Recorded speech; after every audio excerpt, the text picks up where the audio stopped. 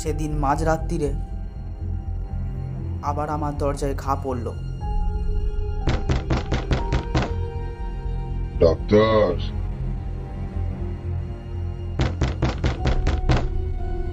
Doctor,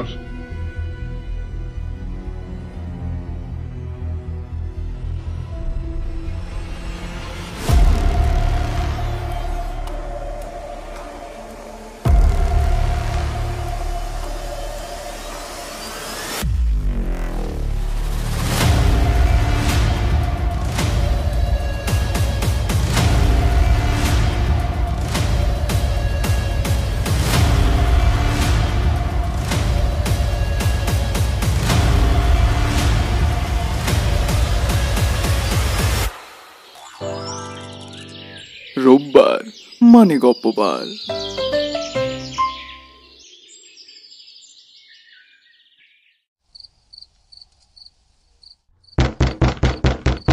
doctor,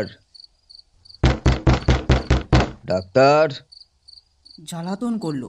এই অর্ধেক রাত্রে চোখ মেলে দেখি আমাদের জমিদার দক্ষিণাচরণ বাবু। ধরপড় করে উঠে পিঠ ভাঙা চৌকিটা টেনে এনে তাকে বসতে বললাম এবং উদ্বিগ্নভাবে তার মুখের দিকে তাকালাম। ঘড়িতে তখন রাত 2:30। দক্ষিণাচরণবাবু বিবর্ণ মুখে বিস্ফারিত চোখে তাকিয়েছিলেন। বললেন, আজ রাত্রে আবার সেই রকম উপদ্রব আরম্ভ হয়েছে। তোমার ওষুধ কোনো কাজে লাগলো না? আমি সসংকোচে বললাম, আপনি বোধহয় মদের মাত্রা আবার বাড়িয়েছেন। তিনি খুব বিরক্ত হয়ে বললেন, ওটা তোমার ভারী ভুল ধারণা। মদ নয়। পুরো কথাটা না শুনলে তুমি আসল কারণটা বুঝতে পারবে না। কুলুঙ্গির মধ্যে ছোট একটা টিনের ডিবায় একটুখানি আলো জেগে উঠল আর অনেকটা ধোঁয়া বেরোতে লাগলো। খোঁচাটা গায়ের ওপর টেনে নিয়ে একখানা খবরের কাগজ পাতা প্যাক বক্সের ওপর বসলাম। দক্ষিণাচরণবাবু বলতে লাগলেন, আমার প্রথম পক্ষের স্ত্রীর মতো এমন গৃহিণী খুবই দুর্লভ ছিল। কিন্তু আমার তখন বয়স বেশি ছিল না, বেশ রসবোধ ছিল, আর তার উপর কাব্যশাস্ত্রটাও বেশ ভালো করেই পড়েছিলাম। তাই শুধুমাত্র গৃহিণীপনায় মন ভরত না। কালিদাসের সেই শ্লোকটা প্রায় মনে পড়ত, গৃহিণী সচৈব সখী মিথ প্রিয় শিষ্যা ললিতে কলাবিধৌ। কিন্তু আমার গৃহিণীর কাছে ললিত কলাবিধির কোনো উপদেশ খাটত না, আর সখীভাবে প্রণয় সম্ভাষণ করতে গেলে তিনি হেসেই উড়িয়ে দিতেন। গঙ্গার স্রোতে যেমন ইন্দ্রের ঐরাবত নাকাল হয়েছিল, তেমনি তার হাসির মুখে বড় বড় কাব্যের টুকরো আর ভালো ভালো আদরের সম্ভাষণ এক মুহূর্তের মধ্যে অপদস্থ হয়ে ভেসে যেত। হাসবার তার আশ্চর্য ক্ষমতা ছিল। তারপর আজ বছর 4 হলো আমাকে সাংঘাতিক রোগে ধরলো। ওষ্ঠব্রণ, জ্বর, বিকার হয়ে মরার অবস্থা হলো। একদিন এমন হলো যে ডাক্তার জবাব দিয়ে গেল, এমন সময় আমার এক আত্মীয় কোত্থেকে এক ব্রহ্মচারী ধরে আনলো। সে গাওয়া ঘিয়ের সাথে একটা শিকড় বেটে আমাকে খাইয়ে দিল। ওষুধের গুণ হোক বা ভাগ্যক্রমে সেই যাত্রা বেঁচে গেলাম।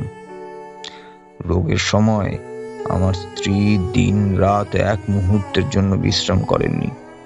সে কটা দিন একটি অবলা স্ত্রীলোক মানুষের সামান্য শক্তি নিয়ে প্রাণপণ ব্যাকুল হয়ে দরজায় দাঁড়ানো যমদূতগুলোর সাথে অনবরত যুদ্ধ করেছিলেন। তার সমস্ত প্রেম, হৃদয়, যত্ন দিয়ে আমার এই অযোগ্য প্রাণটাকে যেন ছোট শিশুর মতো 2 হাতে ঢেকে আগলে রেখেছিলেন। খাওয়া, ঘুম আর কোনো কিছুর প্রতি তার কোনো নজর ছিল না। যম তখন হেরে যাওয়া বাঘের মতো তার কবল থেকে আমাকে ফেলে দিয়ে চলে গেলেন, আর আমার স্ত্রীকে একটা প্রবল থাবা মেরে দিয়ে গেলেন। আমার স্ত্রী তখন অন্তঃসত্ত্বা ছিলেন। কিছুদিন পর তিনি এক মৃত সন্তান প্রসব করলেন। তারপর থেকেই তার নানা রকম জটিল অসুখের সূত্রপাত হলো। তখন আমি তার সেবা করতে শুরু করলাম। তাতে তিনি বিব্রত হয়ে বলতে লাগলেন, আহ, কি করো?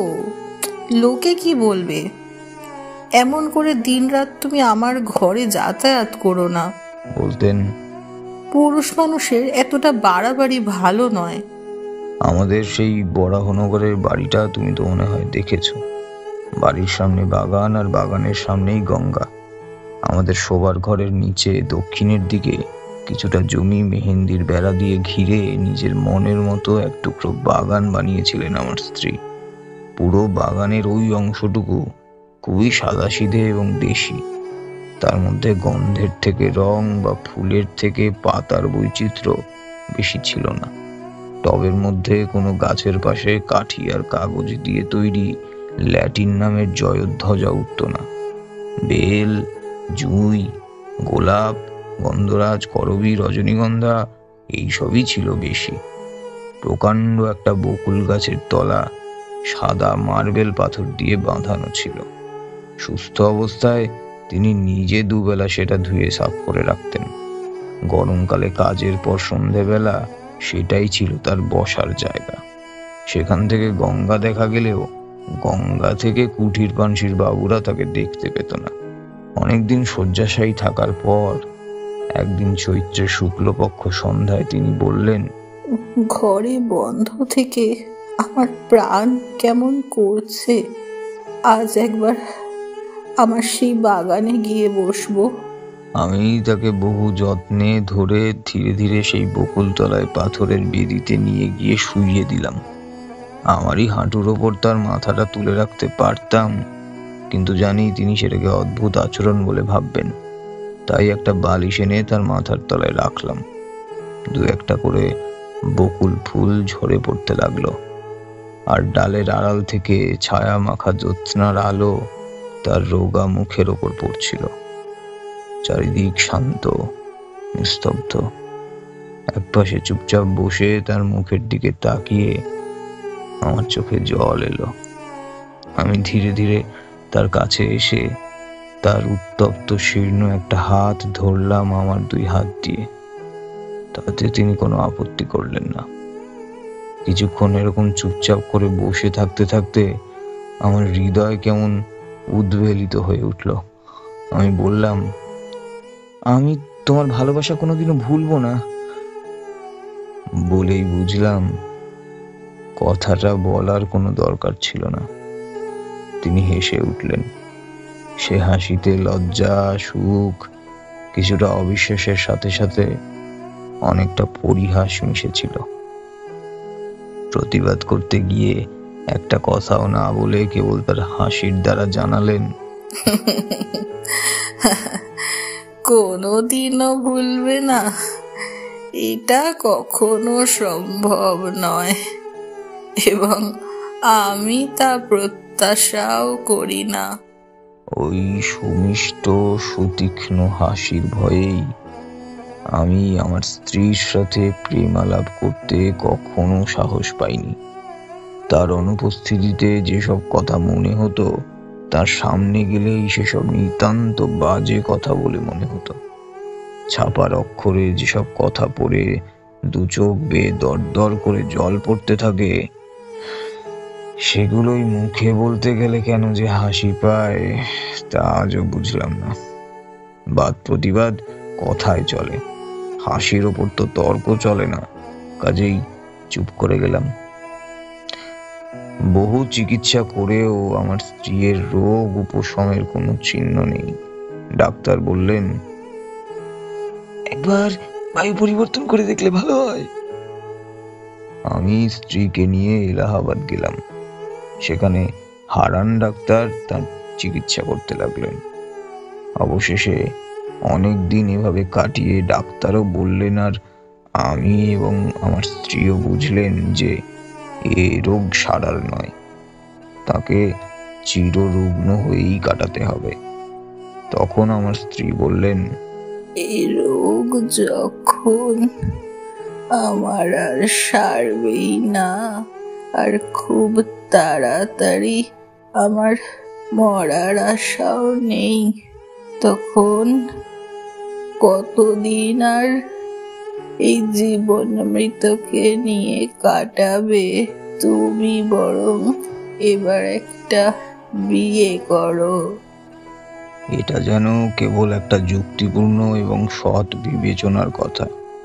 এর মধ্যে যে একটা মহৎ বীরত্ব বা অসামান্য কিছু আছে তার লেশমাত্র ভাব ছিল না। এবার আমার হাসার পালা।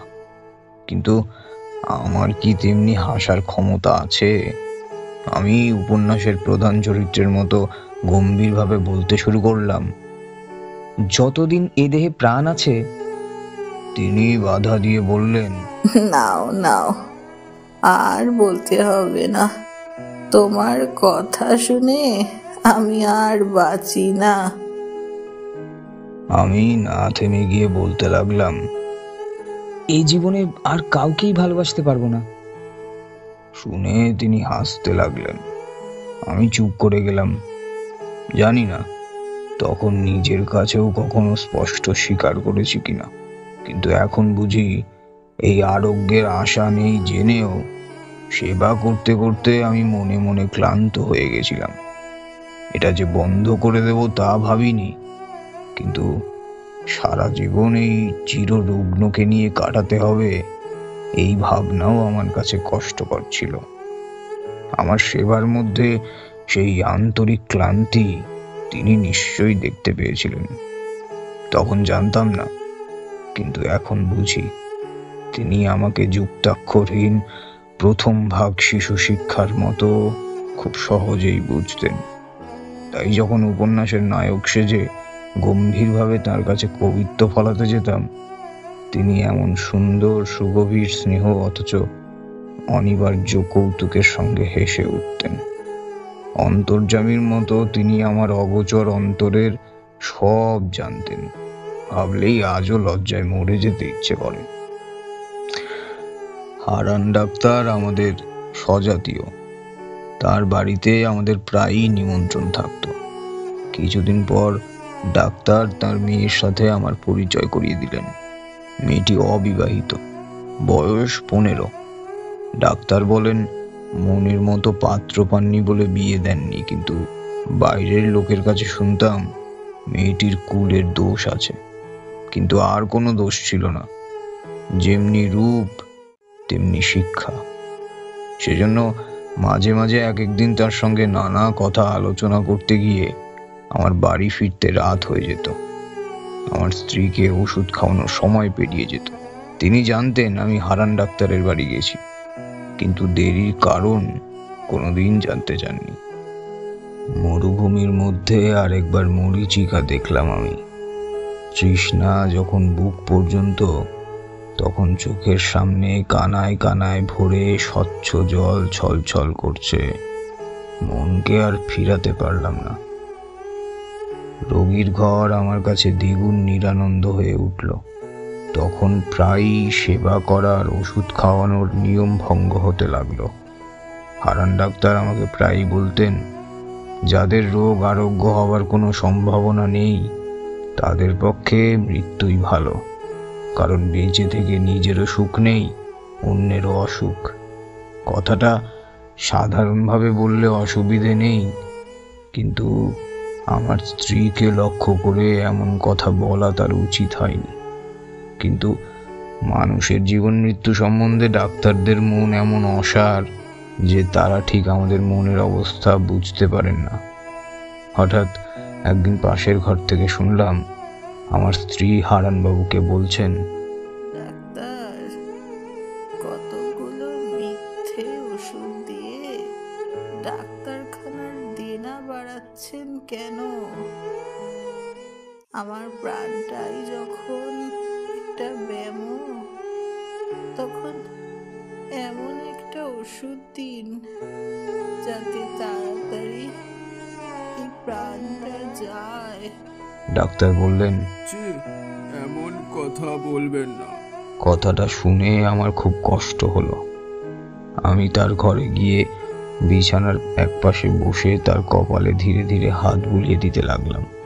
তিনি বললেন, এই ঘর বড় গরম, তুমি বাইরে যাও, তোমার বেড়াতে যাওয়ার সময় হয়েছে।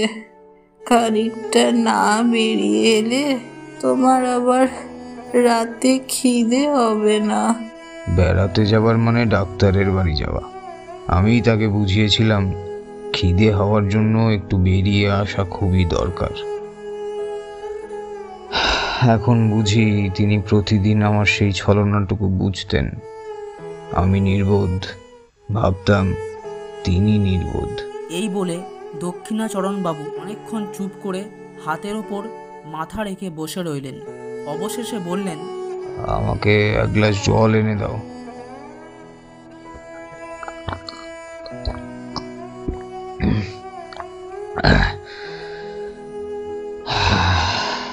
জল খেয়ে বলতে লাগলেন, একদিন ডাক্তারবাবুর মেয়ে মনোরমা আমার স্ত্রীকে দেখতে আসার ইচ্ছে প্রকাশ করেন। জানি না কি কারণে তার সে প্রস্তাব আমার ভালো লাগলো না, কিন্তু প্রতিবাদ করার কোনো কারণ ছিল না। তিনি একদিন সন্ধ্যাবেলা আমার বাসায় এলেন। সেদিন আমার স্ত্রীর যন্ত্রণা অন্য দিনের থেকে বেশি হচ্ছিল। যেদিন এমন হয় সেদিন তিনি খুবই চুপচাপ থাকেন, শুধু মাঝে মাঝে হাতের মুঠো বন্ধ করতে থাকেন। মুখ নীল হয়ে আসে, তার যন্ত্রণা বোঝা যায়। ঘরে কোনো সাড়া ছিল না। আমি তার বিছানার একপাশে চুপ করে বসেছিলাম। সেদিন আমাকে বেড়াতে যাওয়ার অনুরোধ করার সামর্থ্যও তার ছিল না, কিংবা হয়তো যন্ত্রণার সময় আমি তার কাছে থাকি এমন ইচ্ছা তার মনে মনে হচ্ছিল। কেরোসিনের আলোটা ঘরের দরজার পাশে রাখা ছিল। ঘর অন্ধকার ও নিস্তব্ধ। একবার যন্ত্রণার সামান্য উপশমে আমার স্ত্রীর গভীর দীর্ঘশ্বাস শোনা যাচ্ছিল। এমন সময় মনোরমা ঘরের দরজায় এসে দাঁড়ালেন। বিপরীত দিক থেকে কেরোসিনের আলোটা তার মুখের উপর পড়ল। আধা আলো আঁধারিতে তিনি ঘরের কিছুই দেখতে না পেয়ে দরজার কাছে দাঁড়িয়ে উসখুস করতে লাগলেন। আমার স্ত্রী চমকে উঠে আমার হাত ধরে জিজ্ঞেস করতে লাগলেন, ওকে। সেই দুর্বল অবস্থায় হঠাৎ অচেনা লোক দেখে ভয় পেয়ে আমাকে 2-3 বার অস্ফুটে জিজ্ঞেস করলেন, ওকে ওকে গো। আমার কেমন দুর্বুদ্ধি হলো, আমি প্রথমেই বলে ফেললাম আমি চিনি না। বলা মাত্রই কে আমাকে কষাঘাত করলো। তারপরেই বললাম, ও আমাদের ডাক্তারবাবুর কন্যা। স্ত্রী একবার আমার মুখের দিকে তাকালেন। আমি তার মুখের দিকে তাকাতে পারলাম না। তিনি ক্ষীণ স্বরে অতিথিকে বললেন, আপনি আসুন। আমাকে বললেন, আলোটা ধরো। মনোরমা ঘরে এসে বসলেন। তার সঙ্গে রোগিণীর অল্প অল্প আলাপ চলতে লাগলো। এমন সময় ডাক্তারবাবু এসে 2 শিশি ওষুধ বের করে বিছানার পাশে টেবিলে রেখে আমার স্ত্রীকে বললেন, এই নীল শিশিটা মালিশ করার, আর এটা খাওয়ার। দেখবেন দুটো গুলিয়ে ফেলবেন না, ওটা ভারী বিষ। আমাকেও একবার সতর্ক করে বিদায় নেওয়ার সময় মেয়েকে ডাকলেন। মনোরমা বললেন, বাবা, আমি থাকি না কেন? সঙ্গে তো কোনো স্ত্রীলোক নেই, কে ওনার সেবা করবে? আমার স্ত্রী ব্যস্ত হয়ে বলে উঠলেন, না না, আপনি কষ্ট করবেন না। পুরনো ঝি আছে, সে আমাকে মায়ের মতো যত্ন করে। ডাক্তার হেসে বললেন, উনি মা লক্ষ্মী, চিরকাল পরে সেবা করেছেন, অন্যের সেবা সইতে পারেন না। মেয়েকে নিয়ে ডাক্তার বেরোচ্ছেন। এমন সময় আমার স্ত্রী বলে উঠলেন, ডাক্তারবাবু, ইনি এই বদ্ধ ঘরে অনেকক্ষণ বসে আছেন। একে একবার বাইরে থেকে বেরিয়ে নিয়ে আসতে পারেন? ডাক্তারবাবু বললেন, আসুন না, আপনাকে একবার নদীর ধার থেকে ঘুরিয়ে আনি। আমি প্রথমে আপত্তি করলেও রাজি হয়ে গেলাম। ডাক্তারবাবু যাওয়ার সময় 2 শিশি ওষুধ সম্বন্ধে আমার স্ত্রীকে আবার সাবধান করে দিলেন। সেদিন ডাক্তারের বাড়িতেই খেলাম। ফিরতে রাত হলো। এসে দেখি আমার স্ত্রী ছটফট করছেন। অনুতাপে দগ্ধ হয়ে জিজ্ঞেস করলাম, তোমার কি ব্যথা বেড়েছে? তিনি উত্তর দিতে পারলেন না। আমার মুখের দিকে চুপচাপ তাকিয়ে রইলেন। তখন তার গলা বুঝে আসছে। আমি তক্ষুনি ডাক্তারকে ডেকে আনলাম। ডাক্তার প্রথমে এসে কিছুই বুঝলেন না। জিজ্ঞেস করলেন, সেই ব্যথাটা বেড়েছে আবার, ওষুধটা একবার মালিশ করলে হয় না? বলেই টেবিল থেকে শিশিটা নিয়ে দেখলেন সেটা খালি। আমার স্ত্রীকে জিজ্ঞেস করলেন, আপনি কি ভুল করে ওষুধটা খেয়ে ফেলেছেন? তিনি নীরবে ঘাড় নেড়ে সম্মতি জানালেন। ডাক্তার তক্ষুনি গাড়ি করে তার বাড়ি গেলেন পাম্প আনতে। আমি প্রায় অজ্ঞানের মতো আমার স্ত্রীর বিছানার উপর গিয়ে পড়লাম। তখন মা তার অসুস্থ বাচ্চাকে যেমন সান্ত্বনা দেয়, তেমনি করে তিনি আমাকে তার মনের কথা বোঝাতে চেষ্টা করলেন তার দুই হাতের স্পর্শে। তার সেই করুণ স্পর্শের মধ্যে দিয়েই তিনি আমাকে বারবার বলতে লাগলেন, শোক করো না, ভালোই হয়েছে যা হয়েছে, তুমি সুখী হবে এই মনে করেই আমি শান্তিতে মরলাম। ডাক্তার যখন ফিরলেন তখন আমার স্ত্রীর জীবনের সঙ্গে সঙ্গে সকল যন্ত্রণাও শেষ হয়েছে।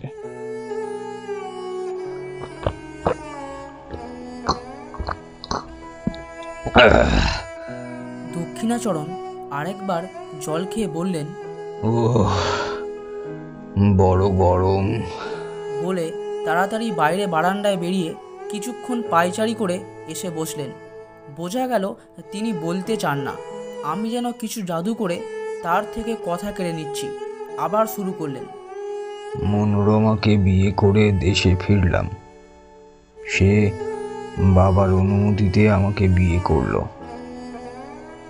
কিন্তু আমি কখনো তাকে আদরের কথা বললে, প্রেমালাপ করে তার হৃদয় অধিকার করার চেষ্টা করলে সে হাসতো না, গম্ভীর হয়ে থাকতো। তার মনের কোথায় কোনখানে কি খটকা লেগে গিয়েছিল আমি কেমন করে বুঝবো? এমন সময় আমার আবার মদ খাবার নেশা বেড়ে গেল। একদিন শরতের সন্ধ্যায় মনোরমাকে নিয়ে আমাদের বরাহনগরের বাগানে বেড়াচ্ছি। ছমছমে অন্ধকার হয়ে আছে। পাখিদের বাসায় ডানা ঝাড়ার শব্দ পর্যন্ত নেই। শুধু বেড়ানোর রাস্তায় দুই পাশে ঝাউ গাছগুলো সশব্দে কাঁপছিল। ক্লান্ত বোধ করে মনোরমা সেই বকুলতলার সাদা পাথরের বেদির ওপর এসে নিজের দুই হাতের ওপর মাথা রেখে শুলো। আমিও কাছে এসে বসলাম। সেখানে অন্ধকার আরো ঘন। যতটা আকাশ দেখা যাচ্ছে একেবারে তারায় ঢাকা। গাছের তলায় ঝিঁঝি পোকার ডাক যেন একটা সরু শব্দের পার বুনে দিচ্ছে। সেদিনও বিকেলে আমি একটু মদ খেয়েছিলাম। মনটা একটু তরল অবস্থায় ছিল। অন্ধকার যখন চোখে সয়ে এলো তখন সেই আবছা মতো ক্লান্ত নারীর ছায়ামূর্তি আমার মনে এক অনিবার্য আবেগ জাগিয়ে তুলল। মনে হলো ও যেন একটা ছায়া, ওকে যেন কিছুতেই দুই হাত দিয়ে ধরতে পারবো না। এমন সময় ঝাউ গাছের মাথার উপর দিয়ে কৃষ্ণপক্ষের হলুদ রঙের চাঁদ উঠতে লাগলো। আমি থাকতে পারলাম না আর।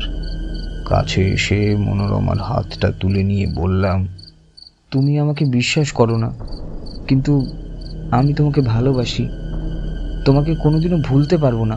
বলেই চমকে উঠলাম। মনে পড়ল ঠিক এই কথাটাই আরেকদিন আর কাউকে বলেছি। সেই সময়ই বকুল গাছের ওপর দিয়ে গঙ্গার পূর্ব পার থেকে সুদূর পশ্চিম পার পর্যন্ত হা হা হা হা করে অতি দ্রুত বেগে একটা হাসি বয়ে গেল। সেটা মর্মভেদী হাসি নাকি অভ্রভেদী হাহাকার সেটা বলতে পারবো না। আমি তক্ষুনি আউঠিরের বেদির ওপর অজ্ঞান হয়ে পড়ে গেলাম। জ্ঞান ফিরতে দেখলাম আমার ঘরে বিছানায় শুয়ে আছি। স্ত্রী জিজ্ঞেস করলেন, তোমার হঠাৎ এমন হলো কেন? আমি কেঁপে উঠলাম। শুনতে পাওনি? সমস্ত আকাশ ভরে হা হা করে একটা হাসি বয়ে গেল। স্ত্রী হেসে বললেন, সে বুঝি হাসি?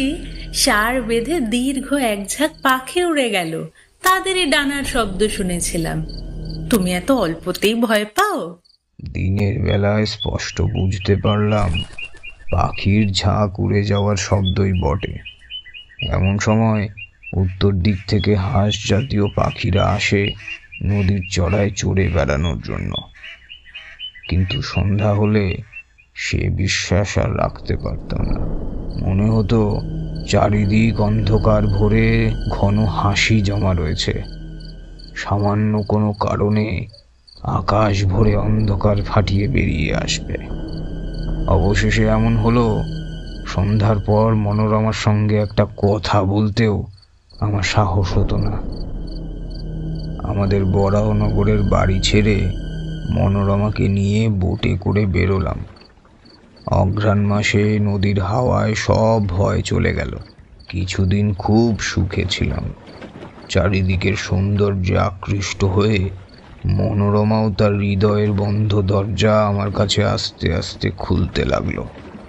গঙ্গা ছেড়ে, খড়ে ছেড়ে অবশেষে পদ্মা এসে পৌঁছলাম। ভয়ঙ্কর পদ্মা তখন হেমন্তের খোলস ছাড়া সাপের মতো রোগাটে ভাবে লম্বা এক শীত ঘুমেছিল। উত্তর পাড়ে বালির চর ধু ধু করছে। দক্ষিণের উঁচু পাড়ের ওপর গ্রামের আমবাগানগুলো এই রাক্ষসী নদীর মুখের কাছে হাত জোর করে দাঁড়িয়ে কাঁপছে।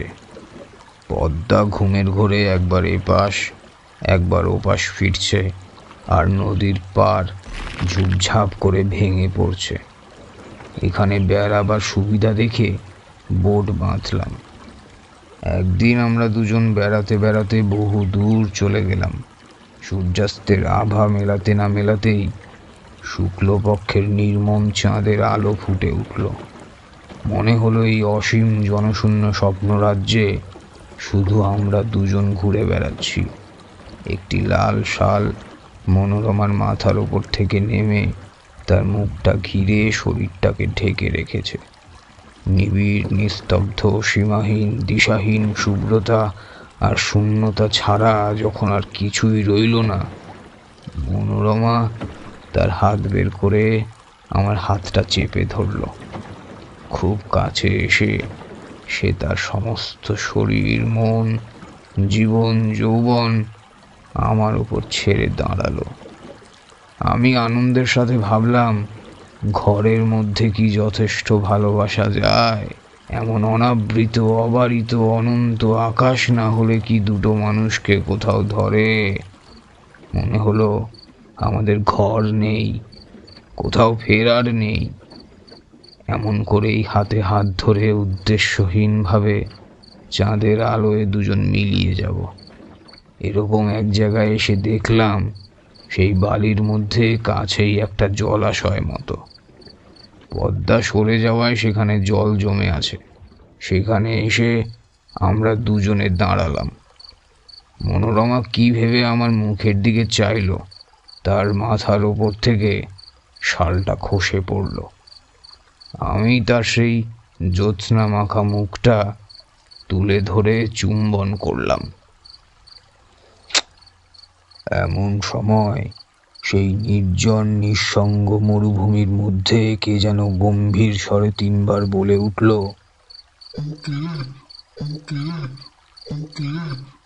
আমি চমকে উঠলাম। আমার স্ত্রীও কেঁপে উঠলেন। কিন্তু পরক্ষণেই আমরা দুজন বুঝলাম এই শব্দ মানসিক নয়, অমানসিক নয়, চরে থাকা জলচর পাখির ডাক। হঠাৎ এত রাতে তাদের নিরাপদ বাসার কাছে লোক দেখে চমকে উঠেছে তারা। আমরা তাড়াতাড়ি বোটে ফিরলাম। রাতে বিছানায় এসে শুলাম। ক্লান্ত মনোরমা তাড়াতাড়ি ঘুমিয়ে পড়ল। অন্ধকারে কে একজন আমার মশারির কাছে এসে দাঁড়িয়ে ঘুমন্ত মনোরমার দিকে একটা মাত্র লম্বা আঙুল দেখিয়ে যেন আমার কানে কানে চুপি চুপি অস্ফুটে জিজ্ঞেস করতে লাগলো,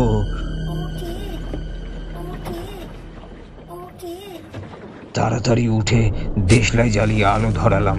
সেই মুহূর্তেই ছায়ামূর্তি মিলিয়ে গেল। আমার মশারি কাঁপিয়ে বুট দুলিয়ে আমার ঘামে ভেজা শরীরের রক্ত হিম করে দিয়ে হা হা হা হা হা হা করে একটা হাসি বয়ে চলে গেল। পদ্মা পার হলো, পদ্মার চর পার হলো, সমস্ত ঘুমন্ত দেশ, গ্রাম, নগর পার হয়ে গেল।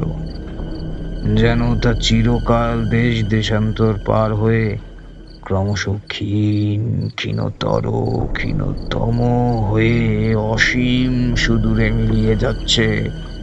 ক্রমে যেন তা জন্ম মৃত্যুর দেশ ছাড়িয়ে সূচের অগ্রভাগের মতো ক্ষীণ হয়ে এলো। এত ক্ষীণ শব্দ কখনো শুনিনি। আমার মাথার মধ্যে যেন এক অনন্ত আকাশ রয়েছে। সেই শব্দ যতই দূরে যাচ্ছে কিছুতেই আমার মস্তিষ্কের সীমা ছাড়িয়ে যেতে পারছে না। অবশেষে যখন একান্ত অসহ্য হয়ে এলো, মনে হলো আলো না নেভালে ঘুমোতে পারবো না। যেই আলো নিভিয়ে শুলাম, অমনি আমার মশারির পাশে কানের কাছে সেই অবরুদ্ধ স্বর বলতে লাগলো,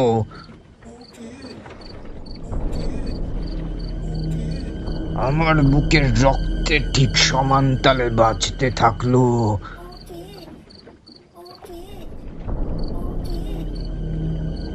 সেই গভীর রাতে নিস্তব্ধ বোটের আমার গোলাকার ঘড়িটাও সজীব হয়ে তার ঘন্টার কাঁটা মনোরমার দিকে বাড়িয়ে শেলফের ওপর থেকে তালে তালে বলতে লাগলো, ওকে ওকে ওকে ওকে ওকে ওকে। বলতে বলতে দক্ষিণাবাবু পাংশুবর্ণ হয়ে এলেন। তার গলা বুঝে এলো। আমি তাকে স্পর্শ করে বললাম, একটু জল খান। এমন সময় হঠাৎ দেখতে পেলাম বাইরে আলো ফুটেছে। কাক ডেকে উঠল।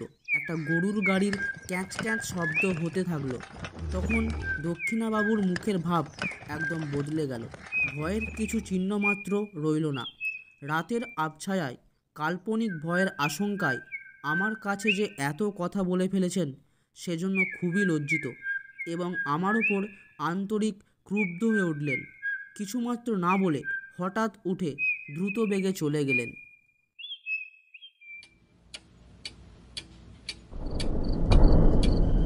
সেদিন মাঝরাত্রিরে আবার আমার দরজায় ঘা পড়ল।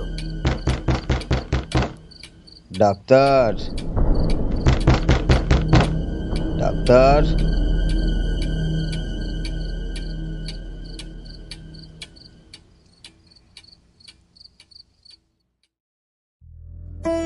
এতক্ষণ আপনারা শুনছিলেন নিশীথে। কেমন লাগলো কমেন্ট বক্সে জানাতে ভুলবেন না। ভালো লাগলে একটা লাইক, শেয়ার এবং সাবস্ক্রাইব করে দেবেন। পরবর্তী গল্প নিয়ে দেখা হচ্ছে খুব শিগগিরই। আজকের মতো টাটা।